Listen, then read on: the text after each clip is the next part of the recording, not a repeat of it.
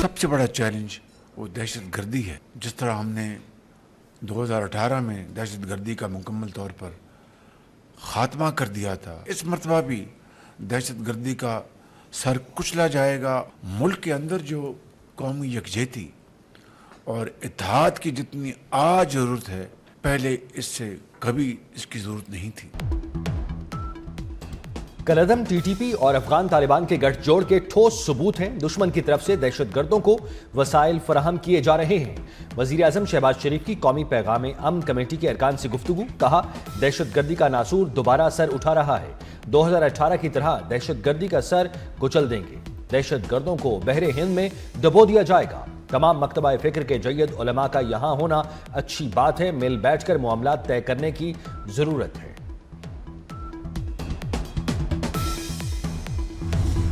قومی اسمبلی کو 5 ماہ بعد نیا اپوزیشن لیڈر مل گیا. محمود خان اچکزئی اپوزیشن لیڈر بن گئے. اسپیکر قومی اسمبلی ایاز صادق نے نوٹیفیکیشن جاری کر دیا.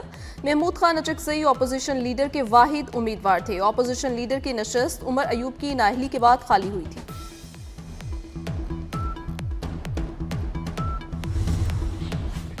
محمود اچکزئی کا بطور اپوزیشن لیڈر تقرر. نواز شریف نے کہا J U I senator Kamran Murtaza کا انکشاف. 24 نیوز سے خصوصی گفتگو میں کہا محمود خان اچکزئی نے نواز شریف سے براہ راست رابطہ کیا تھا.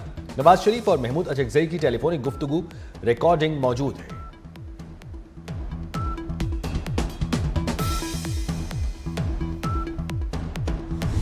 ہمارا حق ہمیں مل گیا. اپوزیشن لیڈر کا نوٹیفیکیشن بہت تاخیر سے جاری ہوا. بیرسٹر گوہر علی خان نے مطالبہ کیا کہ سینٹ میں بھی اپوزیشن لیڈر کی تعیناتی کی جائے. بیرسٹر گوہر کی محمود اچکزئی کو متفقہ اپوزیشن لیڈر بننے پر مبارکباد.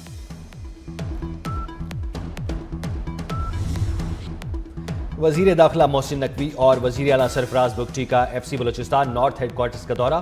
یادگار شہداء پر حاضری دی. شہداء کی لازوال قربانیوں کو خراج عقیدت پیش کیا. محسن نقوی نے کہا افسروں اور جوانوں کی فتنہ ہندوستان کے خاتمے کے لیے قربانیاں ناقابل فراموش ہیں. سرفراز بگٹی نے کہا دہشت گردی کے خلاف جنگ میں اپنی فورسز کے شانہ بشانہ ہیں. محسن نقوی اور سرفراز بگٹی کو ایف سی بلوچستان نارتھ کے دستے نے سلامی دی.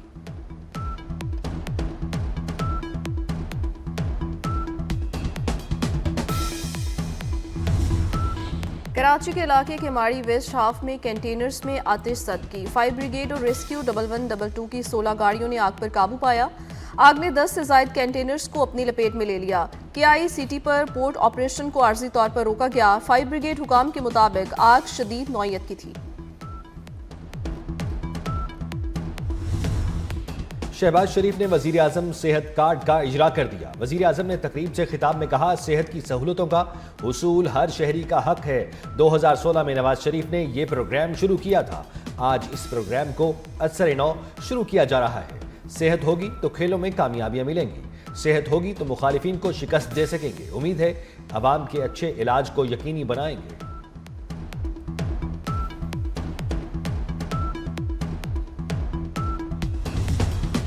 ایران پر بھارت کا اصل چہرہ بے نقاب ہو گیا. چابہار بندرگاہ سے راکٹ اسرائیل کے لیے کارروائیوں کا راز افشا ہوتے ہی بھارت کہیں کا نہ رہا. امریکی دباؤ کا بہانہ بنا کر منصوبہ ترک کر دیا. بھارت کی دوگلی پالیسی چھپ نہ سکی. بھارت نے تہران کو طے شدہ $120 ملین رقم بھی ادا کر دی تھی. انڈین کمپنی کے بورڈ آف ڈائریکٹرز نے اجتماعی استعفیٰ دے دیا. India ports global limited company کی ویب سائٹ بھی بند کر دی گئی.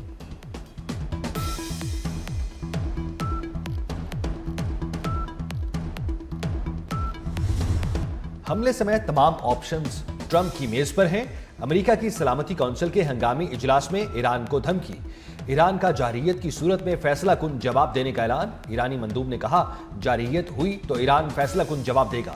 روس چین پاکستان کا معاملہ سفارتکاری سے حل کرنے پر زور. روسی مندوب نے سلامتی کونسل اجلاس کو سرکس قرار دے دیا.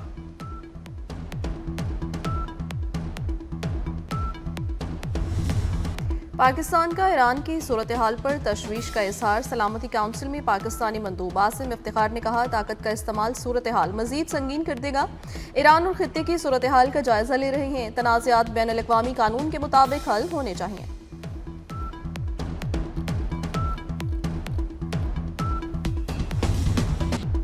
امریکہ نے ایران میں 800 افراد کی پھانسیاں روک دی. ترجمان وائٹ ہاؤس کیرولائن لیوٹ کا دعویٰ، کہا صدر ٹرمپ نے ایران سے متعلق تمام آپشنز کھلے رکھے ہیں۔ صدر ٹرمپ ایران کی صورتحال کا بغور جائزہ لے رہے ہیں۔ صدر ٹرمپ اور ان کی ٹیم نے ایرانی مظاہرین کی ہلاکتیں جاری رہنے پر ایران کو سنگین نتائج سے خبردار کر دیا ہے۔ ایران پر حملے کی مخالفت بڑھنے کے باوجود امریکی جنگی تیاریاں جاری ہیں۔ امریکی اخبار وال اسٹریٹ جرنل کا دعویٰ، کہا امریکہ ایران پر ممکنہ حملے کی تیاری کر رہا ہے۔ امریکی حکام نے صدر ٹرمپ کو بریفنگ دی کہ حملے سے ایرانی حکومت کو نقصان نہیں ہوگا۔ محدود حملے مظاہرین کا حوصلہ بڑھا سکتے ہیں مگر جبر نہیں رکے گا۔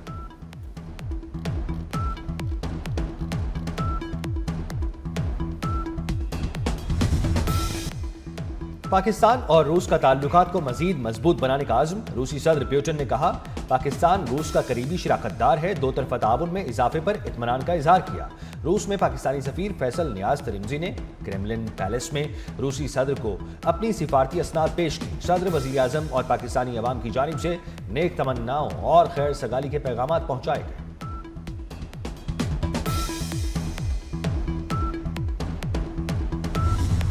اثاثوں کی تفصیلات جمع کیوں نہیں کروائیں؟ الیکشن کمیشن نے 32 اراکین قومی اسمبلی کی رکنیت معطل کر دی۔ پنجاب کے 50، سندھ کے 33، خیبر پختونخوا کے 28 اور بلوچستان کے 7 ارکان کی رکنیت بھی معطل کی گئی۔ 9 سینیٹرز کی رکنیت بھی معطل۔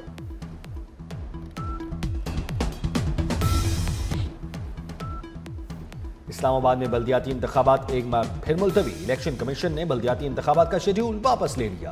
حکومت نے 10 جنوری کو اسلام آباد بلدیاتی حکومت ترمیمی آرڈیننس جاری کیا۔ الیکشن کمیشن نے اسلام آباد میں 15 فروری کو بلدیاتی الیکشن شیڈیول کا اعلان کیا تھا۔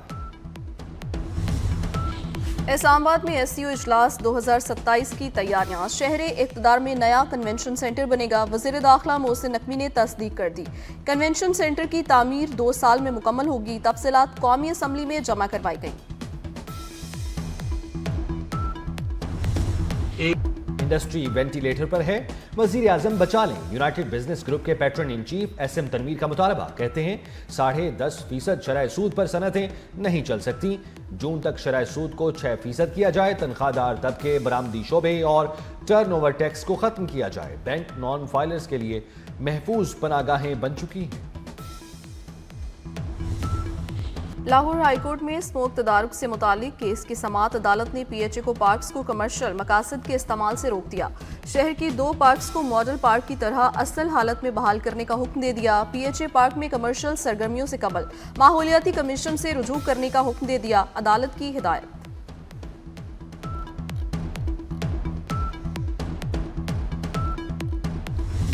ملک بھر میں شب معراج آج مذہبی عقیدت و احترام کے ساتھ منائی جائے گی۔ مساجد اور گھروں میں خصوصی عبادات کا اہتمام کیا جائے گا۔ ملک و قوم کی سلامتی اور امن کے لیے بھی دعائیں کی جائیں گی۔ مساجد کو برقی قمقموں سے سجا دیا گیا، شب معراج کی تیاریاں جاری۔ وینزویلا کی اپوزیشن لیڈر ماریا کورینا نے اپنا نوبیل انعام ٹرمپ کو پیش کر دیا۔ امن کے لیے نوبیل انعام یافتہ ماریا کورینا کی وائٹ ہاؤس میں امریکی صدر ڈونلڈ ٹرمپ سے ملاقات۔ ماریا کورینا نے ٹرمپ سے ملاقات کے بعد کہا کہ آج وینزویلا کے لیے ایک تاریخی دن ہے۔ اور مغربی ہواؤں کا سلسلہ ملک میں داخل ہو گیا۔